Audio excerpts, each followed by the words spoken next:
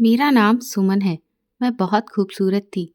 इतनी ज़्यादा खूबसूरत कि लोग मुझे देखते रह जाते थे, क्योंकि मेरा रंग दूध जैसा गोरा और बाल काले घने लंबे और मेरी हाइट भी काफ़ी अच्छी थी, जिस वजह से मेरी पर्सनैलिटी ऐसी थी कि जिससे कोई एक बार देखे तो पलटकर दोबारा ज़रूर देखता था। मेरे चेहरे पर बहुत मासूमियत थी, जिस वजह से मैं बहुत कमसन टाइप की लगती थी। लोगों को मुझे देखकर यही लगता था कि जैसे मैं तो बस 19 से 20 साल की होगी, लेकिन मेरी उम्र लगभग 26 साल की थी। लोग मुझे देखकर हैरान रह जाते थे कि मैं देखने में बिल्कुल अलग ही हूँ। इस वजह से मेरे बहुत सारे रिश्ते भी आते थे, लेकिन मेरे माता-पिता मेरी शादी किसी ऐसे परिवार में करना चाहते थे, जहाँ पर सास-ससुर का कोई चक्कर ही ना हो। और फिर बहुत ढूँढने के बाद फाइनली एक ऐसा रिश्ता मेरे माँ-बाप को मिल ही गया था, क्योंकि जिस लड़के के साथ मेरी शादी होने जा रही थी, वो अकेला था। उसके साथ सिर्फ उसके बड़े भाई ही रहते थे और वो दोनों ही भाई नौकरी किया करते थे।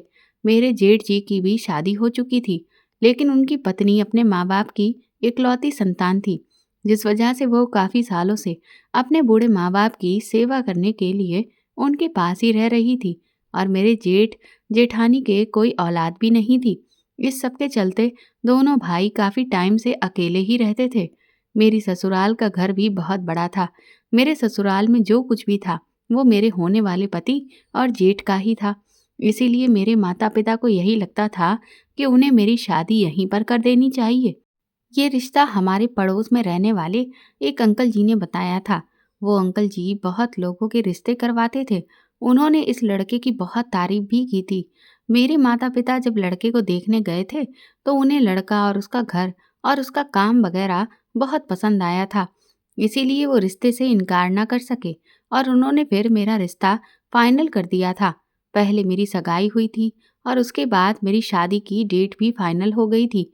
मैं अपनी शादी से बहुत खुश थी, क्योंकि लोगों का कहना था कि जैसी सुमन है वैसे ही उसका होने वाला पति है। क्योंकि मेरा होने वाला पति भी बहुत स्मार्ट था, उस पर भी काफ़ी सारी लड़कियों का दिल आ जाता था। फाइनली मेरी शादी हो गई थी और मैं विदा होकर अपने ससुराल में आ गई थी।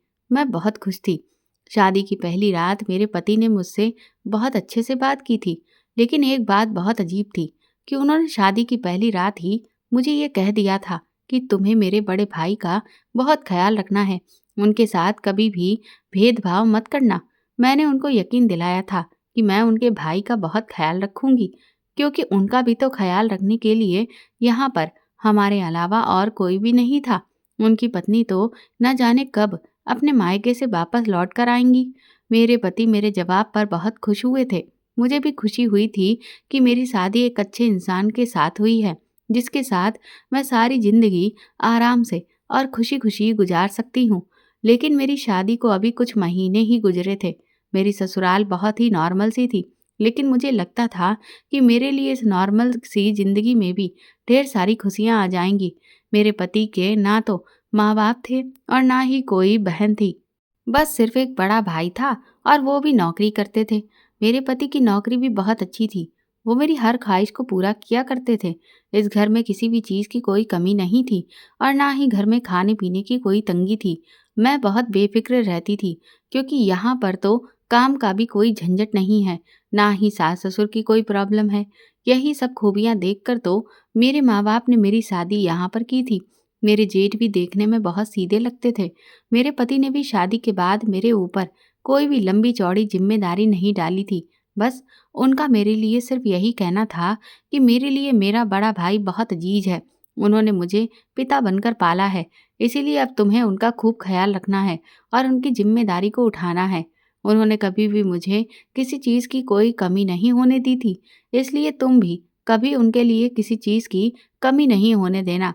मुझे तो कोई भी ऐतराज़ ही नहीं था, इसलिए मैंने उन्हें शादी की पहली रात ही भरोसा दिला दिया था कि मैं उनके भाई का हमेशा अपने भाई की तरह ही ख्याल रखूंगी।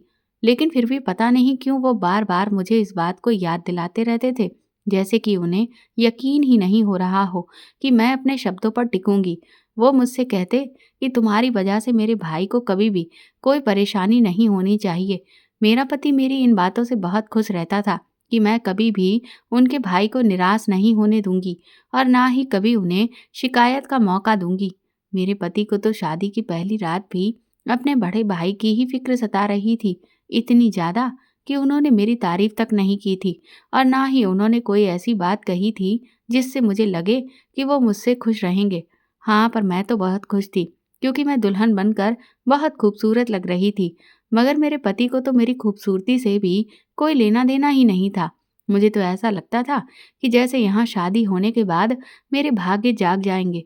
पर फिर मैंने ये सोचा कि अभी मेरी शादी को दिन ही कितने हुए हैं, अभी तो मैंने ठीक तरह से अपने पति को जाना समझा भी नहीं है। इसीलिए मैं किसी भी नतीजे के बारे में सोचकर अपना दिमाग खराब नहीं करना चाहती थी। मैं अपने पति की इस बात से मायूस तो हुई थी, लेकिन ये सोचकर खामोश हो गई थी कि मेरा पति बहुत अच्छा है, लेकिन साथ ही साथ वो कुछ सीरियस बिहेवियर के भी थे। उनसे तो किसी भी तरह का कोई मजाक भी नहीं कर सकते थे। उन्हें अपनी पत्नी की तारीफ तक करना नहीं आता था, मगर उन्होंने मेरा ख्याल बहुत रखा था और इसके अलावा उन्होंने मुझे कभी शिकायत का मौका भी नहीं दिया था। मेरे जेठ भी इतने अच्छे थे कि उन्होंने मुझे साफ तौर पर यह कह दिया था कि मैं बिना पर्दे के आराम से घर में रहूं, मैं जो चाहें वो पहन सकती हूँ। उनके परिवार में बहुओं के ओढ़ने पहनने को लेकर कोई भी पाबंदी नहीं है। और फिर जेठ जी पढ़े लिखे हैं, इसलिए वो आज के ज़माने के हिसाब से ही चलते हैं। उनकी इस बात से मैं बहुत खुश हुई थी क्योंकि मुझे भी घूंघट में रहना बिल्कुल भी पसंद नहीं था और मैं एक से एक बेहतरीन कपड़े भी पहनना खूब पसंद करती थी। शादी के कुछ दिनों बाद ही मैंने सारी जिम्मेदारियां संभाल ली थी क्योंकि मेरे पति ने कह दिया था कि अब ये तुम्हारा घर है, तुम इसे जैसे चाहो चला सकती हो और इस घर में हमेशा खुश रहो। मैं सारा दिन घर में अकेली होती थी। मेरा पति तो काम पर चला जाता था और जेठ जी देर से ही घर आते थे।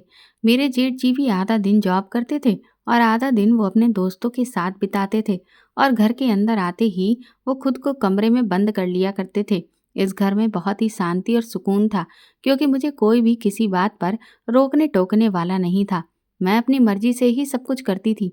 मेरे मम्मी पापा भी यही चाहते थे कि उनकी बेटी जिस तरह के खुले माहौल में अपने मायके में रही है, उस पर किसी ने कभी रोक टोक नहीं की है, इसी तरह की उसे ससुराल मिलनी चाहिए। तभी तो मेरी शादी में इतना वक्त लग गया था, वरना मेरे इतने ज़्यादा रिश्ते आते थे कि मेरे माता पिता इनकार करते हुए थक चुके थे और ये सब कुछ मेरी खूबसूरती की वजह से था। लेकिन मेरे माता पिता को तो उनकी पसंद का ही रिश्ता चाहिए था, इसलिए उन्होंने कई रिश्तों को ठुकरा दिया था जहाँ पर फैमिली काफ़ी बड़ी थी या फिर सास ससुर थे या उनके घर बहुत छोटे थे। मेरी ससुराल का घर बहुत बड़ा था और मुझे यहाँ पर फुल आज़ादी थी। यहाँ तो मेरी जेठानी भी नहीं रहती थी जो मुझ पर अपना हुक्म चलाती या मेरे किसी भी काम में कोई नुक्स निकालती। मैं तो महारानी बनकर पति के घर में रहने लगी थी और ऐश करने लगी थी। शादी के 2 महीने गुजर गए थे। मेरा पति मेरी हर डिमांड को पूरी करता था और जेठ सिर्फ खाना खाने के टाइम पर ही सामने आते थे, मगर तब भी वो खामोश खामोश से ही रहते थे और चुपचाप अपना खाना खत्म करके वापस अपने कमरे में चले जाते थे। वो सिर्फ अपने काम से काम ही रखते थे। दोनों ही भाई काफ़ी सीरियस बिहेवियर के थे। मुझे तो लगता था कि शायद मेरे जेठ जी कभी कभार थोड़ा बहुत हंसी मजाक कर लेते होंगे, मगर मुझे ये आइडिया नहीं हुआ था कि उनका बिहेवियर खामोश वाला भी नहीं था, बल्कि वो तो असल में मुझसे खुशी नहीं है। मेरे पति ने एक दिन उनसे बात की थी और उनसे मेरे बारे में पूछने लगे थे कि क्या आपको अपनी भाभी पसंद नहीं आई है? आप उससे बिल्कुल भी बात क्यों नहीं करते हो? या फिर मेरी पत्नी ने आपको कुछ कह दिया है? या फिर मेरी पत्नी ने आपकी किसी जिम्मेदारी में कोई कमी कर दी है? आपको मायूस होने की कोई भी ज़रूरत नहीं है। जैसी भी बात है, आप मुझे खुलकर बता सकते हो। मेरे पति ने उनसे साफ शब्दों में कह दिया था कि अगर मेरी पत्नी आपका ख्याल नहीं रख सकती, तो फिर मुझे भी ऐसी औरत घर में नहीं चाहिए। मैं अपने पति के इन शब्दों पर दंग रह गई थी। मुझे लगने लगा था कि मेरा पति मेरे प्यार में पागल हो गया है। अब मैं जैसा उनसे कहूँगी, वो वैसा ही करेंगे और मेरे बिना तो वो रहने के बारे में सोच भी नहीं सकते। मगर उस दिन पहली बार मुझे एहसास हुआ था कि मेरे पति के लिए उसके बड़े भाई से बढ़कर कोई भी नहीं था। मैं घबराकर अपने जेठ की तरफ देखने लगी थी कि मेरे जेठ का ख्याल तो मैं अच्छी तरह से रखती हूँ, टाइम पर उनके सारे काम करती हूँ, उन्हें टाइम पर ही खाना देती हूँ। फिर उन्हें मुझसे ऐसी कौन सी प्रॉब्लम थी? मैं खाना बनाकर उनके कमरे में रखती थी हाँ, वो बात अलग है कि वो खाना खाते थे या नहीं, मैंने इस बात की कभी खबर नहीं रखी थी।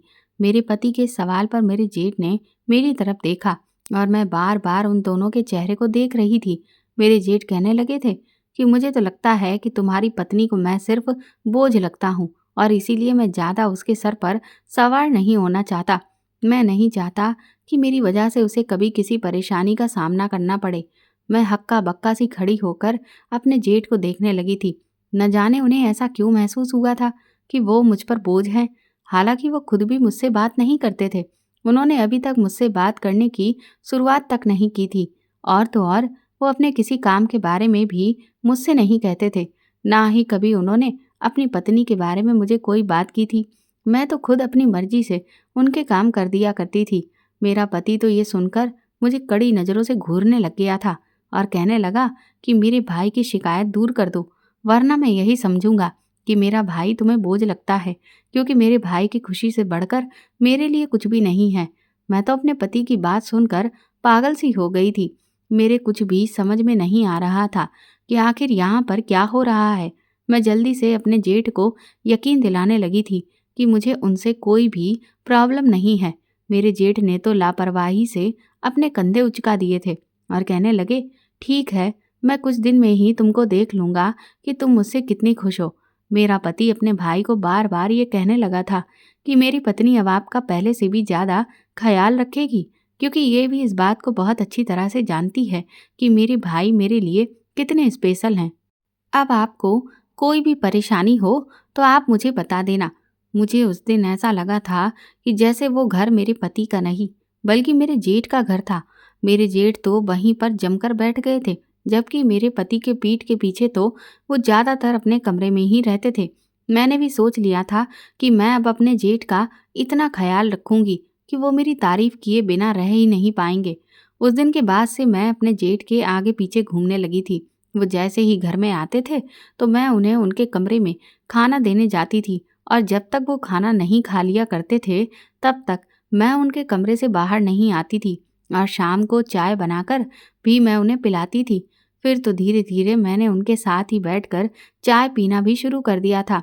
मेरे जेठ मेरी इतनी सेवा पर मेरे साथ फ्री होने लगे थे और अब वो जॉब से आने के बाद घर में भी रुकने लगे थे।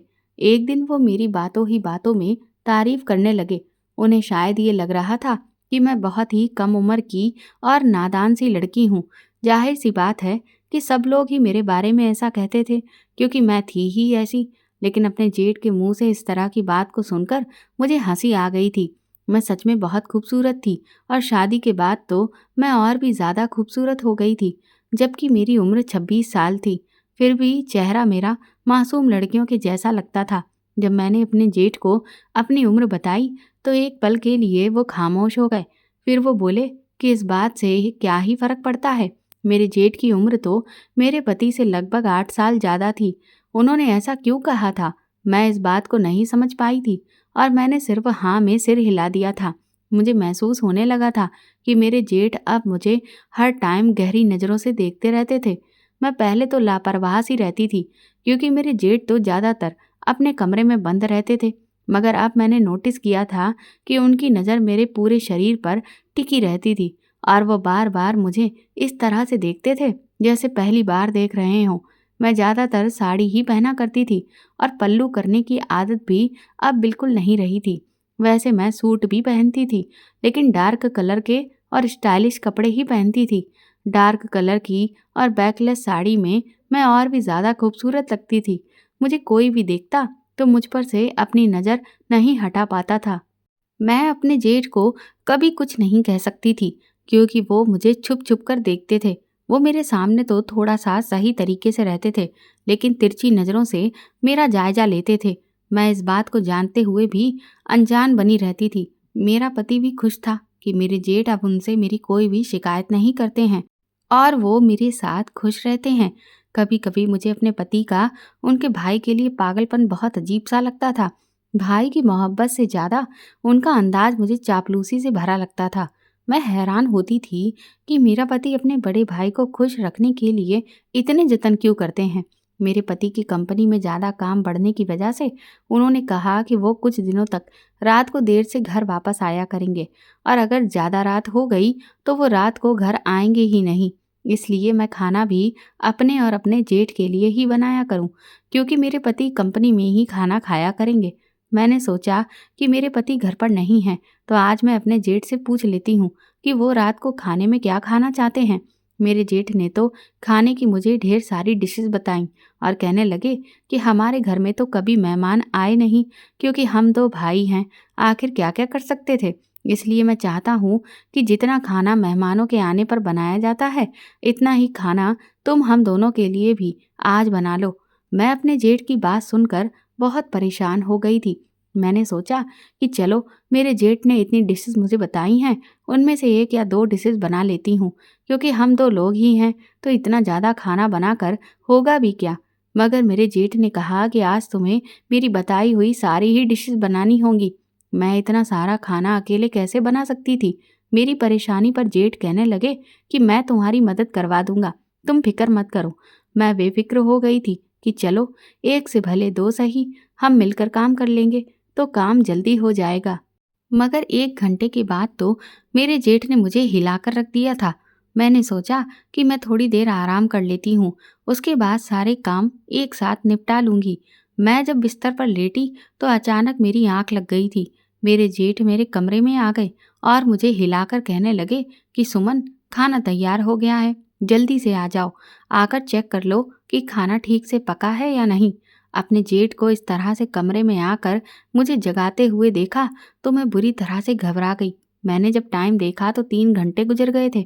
मुझे कुछ समझ नहीं आया। मैंने जेठ से कहा कि आप कौन से खाने की बात कर रहे हो। मैं ये कहकर फिर से सो गई थी, क्योंकि मुझे बहुत तेज नींद आ रही थी। मगर कुछ देर के बाद मैंने करवट बदलते हुए जब आँख खोली तो मैं हैरान रह गई। उस वक्त मेरे जेठ मेरे बराबर में ही खड़े थे। मैं घबराकर उठी और हैरानी से अपने जेठ को देख रही थी। वो नज़र चुराकर कहने लगे, सुमन, मैं किचन में जा रहा हूँ, तुम भी आ जाओ, रात हो गई है, मैं खाने की टेबल लगा देता हूँ।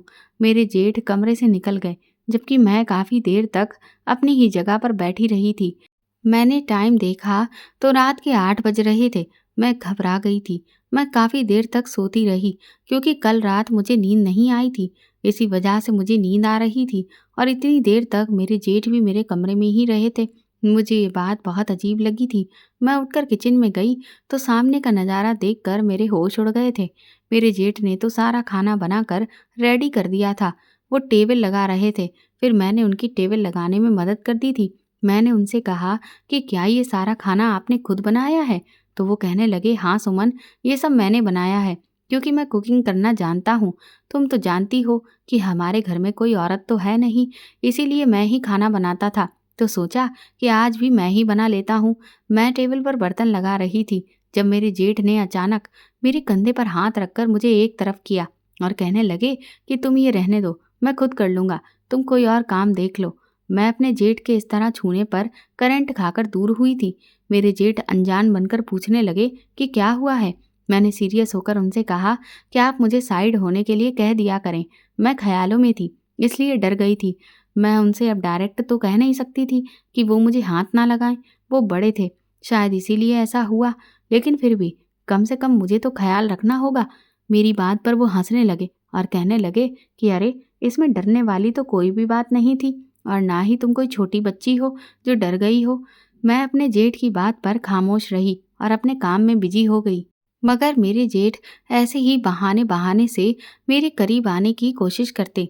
हर बार मेरे सामने आने से पहले मेरे कंधे पर थपकी मारकर मुझे पुकारते। अब तो मैं उनसे बहुत तंग आ चुकी थी। मेरे दिमाग में अब सिर्फ एक ही बात थी कि मैंने अपने जेठ से ज़्यादा बातें करके उन्हें फ्री करके अच्छा नहीं किया है। मुझे उनकी इतनी भी ज़्यादा चापलूसी नहीं करनी चाहिए थी, तभी तो आज वो मेरे साथ इतना ज़्यादा फ्री हो रहे हैं। मेरी दोपहर के खाना खाने के बाद सोने की आदत थी। ये मेरी बचपन की आदत थी, क्योंकि दोपहर का खाना खाने के बाद मेरे मायके के सारे लोग ही सोते थे, इसलिए मैं भी सोया करती थी। मगर अब मेरे जेठ रोजाना ही दोपहर के 3 बजते ही मेरे कमरे में चले आते थे और मुझे जगाते हुए तब तक मेरे पास बैठे रहते थे जब तक कि मैं खुद उठकर किचन में नहीं चली जाती थी। मैंने एक दो बार उन्हें इशारे से समझाने की कोशिश भी की थी कि उन्हें मेरे कमरे में नहीं आना चाहिए, जिस पर मेरे समझाने के बाद वो अपने भाई को ये जताने लगे कि वो अपने भाई की शादी के बाद उसके कमरे में नहीं जा सकते। इस पर मेरे पति को गुस्सा आ गया था और वो कहने लगे कि ये कमरा जितना मेरा है उतना ही आपका भी है। भैया, आपको यहाँ आने से कोई मना तो करके दिखाए। मैं तो अपने पति के ऐसे शब्दों को सुनकर हैरान हो गई थी। मैंने अपने पति से इस बात पर अकेले में गुस्सा किया तो मेरे पति ने जो बात कही थी वो मुझे हैरान कर देने वाली थी। वो कहने लगे थे कि तुम्हें मेरे भाई का हर हाल में ख्याल रखना होगा और उन्हें कभी भी ऐसा नहीं लगना चाहिए कि उनकी पत्नी नहीं है। मेरे भाई ने मुझे बहुत सहारा दिया है। तुम्हारे कुछ भी गलत करने पर वो बिल्कुल भी अकेलापन महसूस ना करने लगे। मुझे ये बात बहुत अजीब लगी थी। मेरा पति तो अपने भाई के लिए बिल्कुल पागल जैसा हो रहा था। मुझे उस दिन बड़ी बेचैनी सी महसूस हुई। मुझे लगा कि बात जरूर कुछ और थी। मेरा पति अपने बड़े भाई के सामने कुछ ज़्यादा ही दबकर रहता था, लेकिन उस दिन के बाद से मैं अपने जेठ को कुछ भी नहीं कह सकी थी। अब वो मेरे साथ रात के खाने में मेरी मदद करवाया करता था और बहाने बहाने से मेरे आसपास घूमता रहता था। मैं बहुत परेशानी का शिकार रहने लगी थी क्योंकि मैं आज़ाद ख्याल की लड़की थी और अपनी ज़िंदगी में मैंने बहुत फैशन किए थे, मगर मैं इतनी बेशरम नहीं थी कि अपने जेठ की गलत हरकतों को देखकर भी मैं नज़रअंदाज करती। मैं बहुत तंग होने लगी थी। मैंने जब इस बारे में अपने पति से कहा तो वो कहने लगा कि बड़े भैया का मिजाज थोड़ा सा शरारती है, मगर वो बुरे नहीं हैं। इसीलिए तुम उनके साथ ऐसी भी कोई बात मत करना जिसकी वजह से वो दुखी हो जाएं। मैं तो अपने पति का इस बात पर मुंह देखती रह गई थी। मेरा पति तो कोई बात समझने को तैयार ही नहीं था और ना ही वो मुझ पर यकीन कर रहा था। मैं बहुत परेशान रहने लगी थी। अब तो मैं अपने पति के पीछे सुकून से यहाँ रह भी नहीं पा रही थी। मुझे अपने जेठ के तेवर बदलते हुए साफ महसूस हो रहे थे। अब तो वो मुझसे हल्की फुल्की सी शरारत भी करने लगे थे और मैं उनकी हर हरकत को पहचानने की कोशिश कर रही थी। लेकिन फिर भी अपने पति के दबावों की वजह से मैं साफ शब्दों में उनसे कुछ कह नहीं सकती थी। हालांकि जेठ की हरकतें मेरे लिए बर्दाश्त से बाहर हो गई थी। वो मौका मिलते ही मुझे बहाने बहाने से स्पर्श करता था। रात के खाने के टाइम पर हम दोनों अकेले होते थे क्योंकि दिन के टाइम पर तो मेरे जेठ नौकरी पर होते थे और मैं अकेले खाना खाती थी। रात के टाइम पर मैं उनके साथ ही खाना खाती थी। मेरे पति तो वैसे भी किसी दिन आते ही नहीं थे और किसी दिन देर से आते थे तो खाना खाकर ही आते थे और इतना थके हुए होते थे कि आते ही सो जाया करते थे। मजबूरन अब मेरा समय ज़्यादातर अपने पति की जगह जेठ के साथ बीतने लगा था। अपने जेठ की ऐसी हरकतें देखकर मैंने सोचा कि मैं अपनी जेठानी से कहती हूँ कि वो अपने ससुराल में आकर अपनी गृहस्थी को खुद संभाले। अगर जेठानी आ जाएंगी तो जेठ जी को मेरे आसपास भटकने का मौका ही नहीं मिलेगा और मेरे बिना किसी से कुछ भी कहे हुए मेरा काम भी अपने आप ही हो जाएगा। यही सोचकर मैंने जेठानी जी का नंबर जेठ जी से मांगा, लेकिन उन्होंने मुझे उनका नंबर दिया ही नहीं। मुझे लगने लगा कि शायद वो अब चाहते ही नहीं हैं कि जेठानी लौट कर यहाँ वापस आए। लेकिन ऐसा क्यों था? शायद इसलिए क्योंकि अब उनकी नज़र मुझ पर थी। लेकिन जो भी हो, मुझे कुछ भी करके अपनी जेठानी को यहाँ पर बुलाना ही था। इसलिए मैंने एक दिन जब मेरे जेठ अपनी नौकरी पर गए हुए थे तो उनके कमरे में तलाशी शुरू की और फिर मुझे एक डायरी में जेठानी जी का नंबर मिल गया।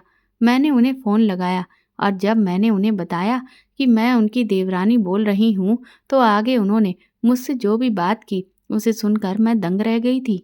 उन्होंने मुझसे कहा कि अब उन्हें हम लोगों से कोई भी मतलब नहीं है।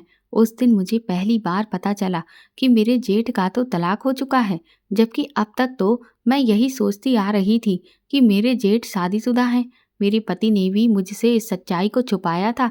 एक दिन शाम को जब मैं अपने जेठ जी को उनके कमरे में चाय देने के लिए जा रही थी तो वो किसी से फ़ोन पर बात कर रहे थे और उस वक्त मैंने उनकी जो बात सुनी उसे सुनकर तो मेरे पैरों तले से ज़मीन ही निकल गई थी। मेरे हाथ पैर कांपने लगे थे। मैं परेशान सी होकर वापस लौट आई थी। मैंने फिर चाय को टेबल पर रख दिया और जेठ जी को आवाज़ लगाकर कह दिया था कि आप चाय ले जाएं। शाम को मेरे पति वापस आए तो मैंने अपने पति से इस बारे में बात करने की कोशिश की, लेकिन वो तो उल्टा मुझे ही समझाने लगे कि मेरा दिमाग खराब हो गया है और मुझे तरह तरह के वहम सता रहे हैं। मैं उनकी इस बात पर खामोश हो गई थी, मगर मेरे दिमाग से वो बात निकल ही नहीं रही थी जो मैंने जेठ जी की सुनी थी। कुछ दिनों तक मैं अपने जेठ के बिहेवियर पर ध्यान देती रही और मुझे इस बात पर बहुत दिक्कत हो रही थी कि मेरे जेठ अब मेरे कुछ ज़्यादा ही करीब आने की कोशिश कर रहे थे। उनकी हरकतें बढ़ती चली जा रही थीं। एक दिन मैं रात के खाने के बर्तन धो रही थी कि तभी अचानक मेरे जेठ किचन में आ गए और वो मुझसे बातें करने लगे और फिर धीरे धीरे वो मेरे करीब आ गए और मुझे बहाने से छूने लगे। ये देखकर मेरे तो होश ही उड़ गए थे। मेरे जेठ की घटिया हरकतें बढ़ती चल जा रही थी, लेकिन मैं ये सब कुछ और बर्दाश्त नहीं कर सकती थी, इसलिए मेरा सब्र खत्म हो गया था। मैंने अपने जेठ का हाथ झटक कर उन्हें किचन से जाने के लिए कह दिया था। इस बात पर वो बहुत गुस्सा हो गए और कहने लगे कि तुम्हारी शिकायत मैं अपने भाई से करूंगा कि तुम्हें मुझसे बात करने की बिल्कुल भी तमीज नहीं है। मैं अपने जेठ की ये बात सुनकर दंग रह गई थी। मैंने अपने जेठ की इतनी सेवा की, इतना ख्याल रखा, लेकिन उसने किसी भी चीज़ की वैल्यू नहीं की थी। मैं तो अपने पति की खातिर ही उनका ख्याल रख रही थी, पर वो तो बहुत ही एहसान फरामोश निकले। मैं उन पर बहुत बुरी तरह से गुस्सा हो गई और उन्हें उनकी हद याद दिलाने लगी और मैंने गुस्से में उनसे ये भी कह दिया कि आपने तो अपनी पत्नी को तलाक दे दिया है और अगर आपको इतनी ही पत्नी की ज़रूरत महसूस होती है तो फिर दूसरी शादी कर लीजिए, लेकिन मुझसे दूर ही रहना। मेरे मुंह से ये बात सुनकर मेरे जेठ दंग रह गए थे। फिर वो कहने लगे कि चलो अच्छा ही हुआ जो तुम्हें सच्चाई का पता चल गया है। मैंने उस औरत को तलाक इसलिए दिया था कि वो बांझ थी और वो बिल्कुल भी खूबसूरत नहीं थी। अब मैं तुमसे खुलकर बात कर सकता हूँ। इसके बाद उन्होंने मुझसे जो कुछ भी कहा उसे सुनकर मैं दंग रह गई थी। वो कहने लगे कि मुझे अपना वंश आगे बढ़ाने वाला चाहिए और मुझे तुमसे बेहतर इसके लिए और कोई भी नहीं दिख रहा है। उनकी ये बात सुनकर मैं तो हैरान रह गई थी। इतना कहते ही अचानक उन्होंने मेरा हाथ पकड़ लिया। मैं उनसे अपने हाथ को छुड़ा रही थी, लेकिन वो काफ़ी लंबे चौड़े थे और मैं एक कमज़ोर सी लड़की। उन्होंने मेरा हाथ काफ़ी मजबूती से पकड़ा हुआ था, इसलिए उनसे खुद को छुड़ा पाना मेरे लिए बहुत मुश्किल हो रहा था। वो मुझे ज़बरदस्ती अपने कमरे में ले जाने की कोशिश कर रहे थे। मैं उनके इस मकसद को जानकर बुरी तरह से डर गई। मेरे पति के घर वापस आने में अभी काफ़ी टाइम था। फिर मुझे कुछ दिनों पहले की अपने जेठ की वो बात याद आने लगी जो वो किसी से फ़ोन पर कर रहे थे।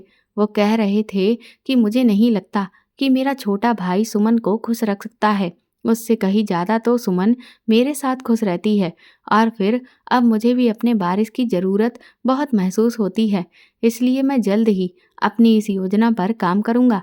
हो सकता है उधर से बात करने वाले इंसान ने जेठ को यही सलाह दी हो कि वो अपने इरादे मेरे साथ पूरे करने की कोशिश करे और इस वजह से उनका दिमाग इतना खराब हो गया कि वो मुझे घसीटने लगे। मगर मैं अपनी इज्जत का इस तरह से सौदा नहीं कर सकती थी, इसीलिए मैंने अचानक से झटके से अपना हाथ उनसे छुड़ाया और तेजी से भागती हुई मैं दरवाजे तक आई। मेरे जेठ तो पागल हो गए थे। वो मुझे पकड़ने की कोशिश कर रहे थे, लेकिन शुक्र है कि उस वक्त घर का मेन गेट खुला हुआ था।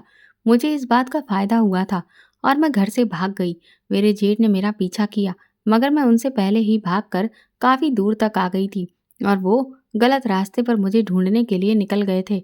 मेरे माँ बाप का घर काफ़ी दूर नहीं था, कुछ फासले पर ही था, इतना कि मैं पैदल ही आराम से वहाँ जा सकती थी। कुछ ही देर दौड़ने के बाद मैं अपने घर पहुँच गई थी। मेरे माँ बाप मुझे रात के इस टाइम पर इस तरह से देखकर घबरा गए थे। मैंने उनको झूठी तसल्ली दी थी, मगर अकेले में मैंने अपनी माँ को सब कुछ बता दिया था। मेरी माँ तो ये सब सुनकर बहुत ज़्यादा गुस्सा हो गई और वो कहने लगी कि तुम्हें अपने जेठ को अपने सर पर इतना चढ़ाने की ज़रूरत ही क्या थी। हमने तुम्हारी शादी जिससे की थी उसे खुश रखना तुम्हारा काम था, मगर तुम तो अपने जेठ को खुश करने में लग गई। उनकी बात सुनकर मैं रोने लग गई थी कि अब मैं क्या करूं। खुद को बचाने के लिए जो कदम मैं उठा आई थी, उसके बाद तो मुझे यकीन था कि मेरा पति मुझे तलाक ही दे देगा, मगर मुझे वापस घर लेकर नहीं जाएगा। मेरी माँ भी इस बात पर अफसोस करने लग गई थी। वो बोली, मैंने तो ये सोचकर तुम्हारी शादी उस घर में की थी कि तुम वहाँ पर अकेले घर में राज करोगी, वो अपनी ही बातों को लेकर बोले जा रही थी और इधर मैं तो अपनी परेशानी में थी कि ना जाने घर से भागने की हरकत पर मेरा पति क्या समझेगा। मैंने अपनी माँ से मोबाइल लेकर अपने पति को फ़ोन किया। जैसा मैंने सोचा था, मेरे पति ने मुझसे वैसा ही सवाल किया।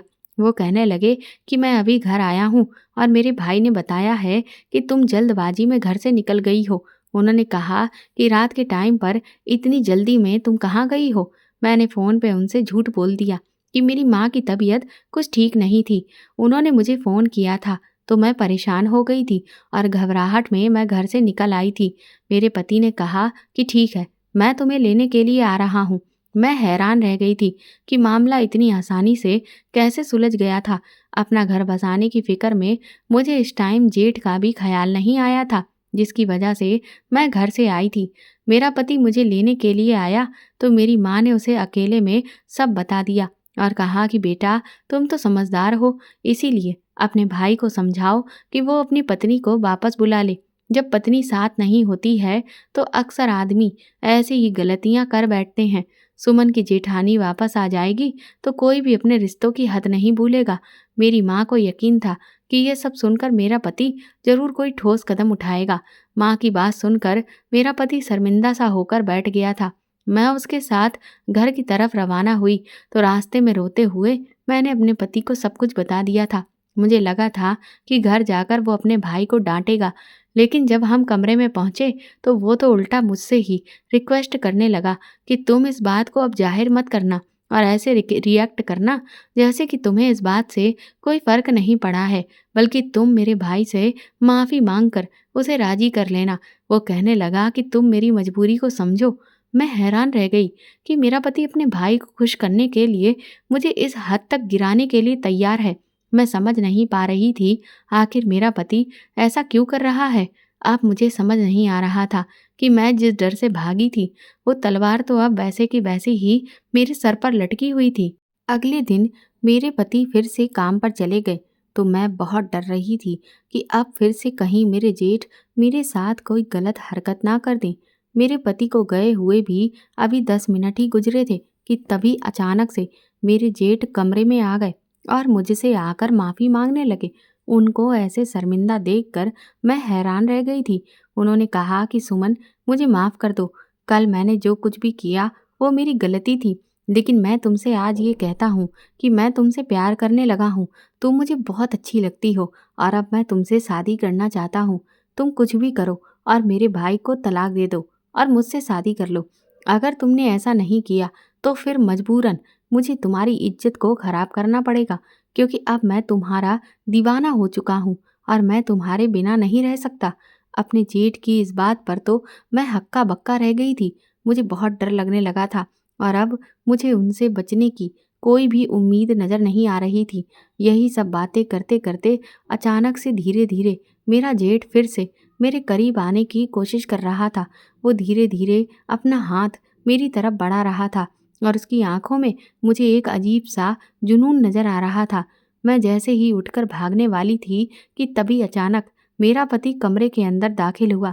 उसने जैसे ही जेठ को मेरे पास देखा तो वो मुंह फेर कर चुपचाप खड़ा हो गया। ये देखकर मैं दंग रह गई। तभी मेरा जेठ कमरे से बाहर चला गया। फिर मैंने अपने पति से कहा कि तुम जानते हो कि तुम्हारा बड़ा भाई मुझसे क्या फरमाइश कर रहा है। वो मुझसे अपना वारिस चाहता है। क्या तुम अब भी अपने भाई से कुछ भी नहीं कहोगे? तो मेरा पति कहने लगा कि मैं तो तुम्हें यही सलाह दूंगा सुमन, कि भैया जो चाहते हैं उस ख्वाहिश को तुम पूरा कर दो। और वैसे भी अगर तुम पेट से हो जाओगी तो यहाँ किसको पता चलने वाला है कि ये बच्चा मेरा है या मेरे भाई का। अपने पति के मुंह से ये बात सुनकर मेरे पैरों तले से जमीन निकल गई थी। मुझे इतना गुस्सा आया कि मैंने एक जोरदार तमाचा अपने पति के मुंह पर दे मारा। मैंने कहा कि तुम इतने गिरे हुए इंसान हो, तुम जानते भी हो कि तुम मुझसे क्या कह रहे हो। तुम खुद अपने भाई के सामने अपनी पत्नी को पेश करना चाहते हो। आखिर तुम इतना नीचे कैसे गिर सकते हो? तुम्हें क्या लगता है कि मैं कोई चरित्रहीन औरत हूँ? मैं ऐसा कभी भी नहीं करूँगी। कान खोलकर सुन लो। मेरा ये कहना था कि तभी मेरे पति ने मुझे कसकर झकझोर दिया और लाल लाल आंखें दिखाकर मुझे डराने लगा और बोला कि अगर तुमने मेरी ये बात नहीं मानी तो फिर तुम्हें बहुत बुरा अंजाम भुगतना पड़ेगा। मेरी बात साफ सुन लो। मेरा भाई जो भी चाहता है वो तुम्हें करना ही होगा, क्योंकि मैं किसी भी हालत में इस जायदाद को अपने हाथ से जाने नहीं दे सकता। मैंने कहा कि क्या मतलब है तुम्हारा? फिर मेरे पति ने मुझे जो सच्चाई बताई उसे सुनकर मेरे पैरों तले से जमीन निकल गई। मेरे पति ने बताया कि दरअसल मेरा जेठ उसका सगा भाई नहीं, बल्कि सौतेला भाई है। मेरे ससुर जी ने 2 शादियां की थीं और मरने से पहले उन्होंने अपनी सारी जायदाद जेठ जी के नाम पर कर दी थी, क्योंकि मेरे पति की माँ ने मेरे ससुर के होते हुए भी किसी और आदमी से रिश्ते जोड़ लिए थे, और जिस बात से मेरे ससुर बहुत बुरी तरह से खिसिया गए थे, और मेरी सास और उनके बेटे यानी मेरे पति को सबक सिखाने की वजह से उन्होंने सारी जायदाद जेठ जी के नाम कर दी। और तब से लेकर आज तक मेरा पति मेरे जेठ की चापलूसी इसीलिए करता रहा है, ताकि कैसे भी करके उनका भाई उन्हें जायदाद से बेदखल ना करे। अब मुझे समझ आ रहा था कि मेरा पति हर वक्त अपने बड़े भाई को खुश करने में क्यों लगा रहता था। मेरा पति कहने लगा कि अगर तुम मेरे भाई के वारिस को पैदा कर दोगी तो अपने आप ही सारी की सारी जायदाद मेरी मुट्ठी में आ जाएगी, क्योंकि जो भी हो दुनिया के सामने तो वो बच्चा मेरा ही कहलाएगा ना। और फिर तुम मेरा वारिस भी पैदा करोगी तो जो भी आधी जायदाद बटेगी वो तो पूरी की पूरी मेरी मुट्ठी में होगी।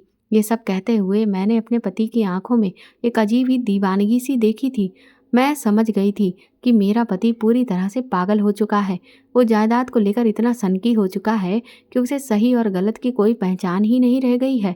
और जेठ, वो तो पहले ही अपनी इच्छा पूर्ति में इतना अंधा हो गया है कि उसने रिश्तों की सारी मर्यादाओं को लांघ दिया है। ये सब कहने के बाद मेरा पति मुझे अच्छे से समझाने लगा कि मुझे अब जेठ जी की ख्वाहिश को हर हाल में पूरा करना है। उसके बाद उसने अपना मोबाइल उठाया और लेकर वापस अपने काम पर चला गया। मैं तो सदमा खाकर जमीन पर गिर पड़ी थी। मुझे तो अभी भी यकीन नहीं आ रहा था कि मेरा पति मुझे जो भी कहकर गया है वो हकीकत है या कोई सपना है। अब मुझे समझ आ रहा था कि मेरे पति को मुझ में जरा भी रुचि क्यों नहीं थी, क्योंकि उसकी पूरी रुचि तो सिर्फ और सिर्फ इस जायदाद में थी, और वो शायद पहले से ही मुझे अपने भाई के सामने पेश करने के बारे में सोच कर बैठा हुआ था। इसीलिए वो मुझे बार बार ये समझा रहा था कि मैं उसके भाई का हद से ज़्यादा ख्याल रखूं, ताकि उसका भाई मुझ पर लट्टू हो जाए और फिर वो मेरे अलावा किसी और के बारे में ना सोचे और ना ही दूसरी शादी करने का विचार उसके मन में आए। जैसा मेरे पति ने चाहा था ठीक वैसा ही हुआ था, लेकिन मेरे पति ने ये नहीं सोचा होगा कि मेरा जेठ मुझसे शादी करना चाहेगा और ये चाहेगा कि मैं उसके भाई को तलाक दे दूं। पर यहाँ तो कहानी अब उल्टी ही हो गई थी। मेरा जेठ तो मेरा इतना दीवाना हो गया था कि वो किसी भी हाल में मुझे अपना बनाना चाहता था। मुझे समझ नहीं आ रहा था कि अब मैं क्या करूं। जैसे ही रात हुई और मेरा पति घर लौटा तो उसने मुझे खूब अच्छे से तैयार होने का फरमान सुना दिया था। मैंने उससे इनकार किया तो वो मुझ पर बुरी तरह से गुस्सा होने लगा, जिससे मैं डर गई और चुपचाप तैयार होने लगी। उसने आज मुझे बिल्कुल दुल्हन की तरह सजने को कह दिया था और फिर मुझे बेड पर बिठा दिया। थोड़ी ही देर में मेरा जेठ कमरे में आ गया। ये देखकर मैं तो दंग रह गई थी। मैंने अपने जेठ को धमकी दी कि अगर वो आगे बढ़ा तो उसके लिए अच्छा नहीं होगा। वो मेरे पास आकर बैठ गया और कहने लगा कि सुमन, तुम मुझसे इस तरह से डरो मत। मैं तो तुमसे बहुत प्यार करता हूँ और मैं चाहता हूँ कि तुम भी मुझसे प्यार करो, ना कि मुझसे डरो। मैं बार बार अपने पति को आवाज़ लगा रही थी। इस पर मेरा जेठ कहने लगा कि उसे बुलाने का कोई फ़ायदा नहीं है, क्योंकि उसने खुद ही मुझे यहाँ कमरे में भेजा है। मुझे घबराहट के मारे बहुत तेज पसीना आ रहा था और गला सूखने लगा था। मेरा जेठ मुझे समझाने लगा कि सुमन, मेरी बात का विश्वास मानो।